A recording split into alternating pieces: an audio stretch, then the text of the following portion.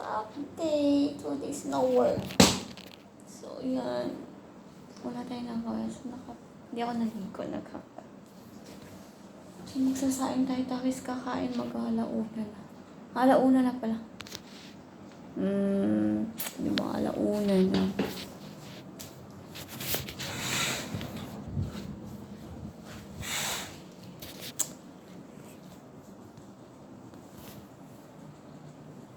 Damit ko. So, pinalagyan ko ng hangiranan ng dress ko. Kasi walang cabinet yung bagong room. So, hindi siya gaya ng dating room ko na may nakalagay. So, dito wala talaga. So, ayoko din munang bumili. Di sila ako magpalit kaya wala pa tayo. Kasi graduhan ko stay bagyod ta dire. Kaya bago pamanta. So, lisod kayo maghakot kung magpalit kag gamit. And then, so, nagpalagay ko sa caretaker. Mga dress lang na siya. And then, abaya. Ang uban dress nasa bagahe. So, kana lang. So, butang pud kog muni-munihan ako dire sa pa-carpet.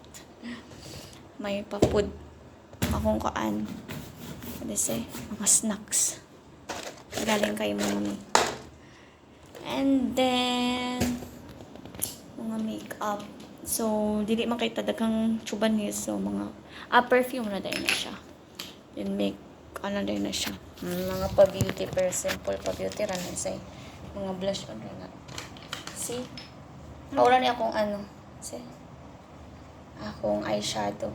Oh. Wala niya siya akong always ginagamit yung eyeshadow. And then, walang ko'y arte daghan ay. Mura ganin niya akong brush. Pero wala pa nagamit na. Kuan ko siya. Banalang ko'y blush on, okay na. And then also this one eyeshadow. Pero wala na ako niya gamit. Gihatag rin sa akong friend. So nahulog siya, natanggal ang uban. Avon. So, naka-lip tint, naka-lip gloss, naka-lipstick, okay na. Siguro, outside. Mara to siya. Dahil ako'y regalo. Ikan kay Mommy Jessica.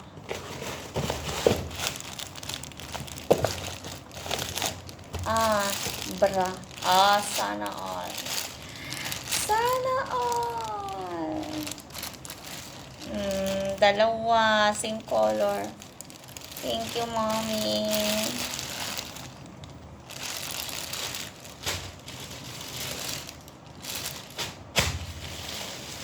Bless. So, ano tayo mga snacks? Ambot ko. Ako nag-i-check kung na-expire na ba niyo or wala.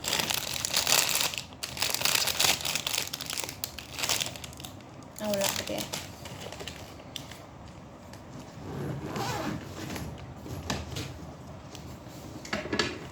Lungag sa ako eh.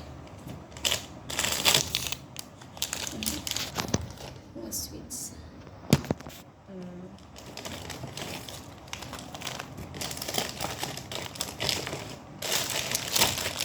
Mukhaan ko eh. Budto ko. Oh.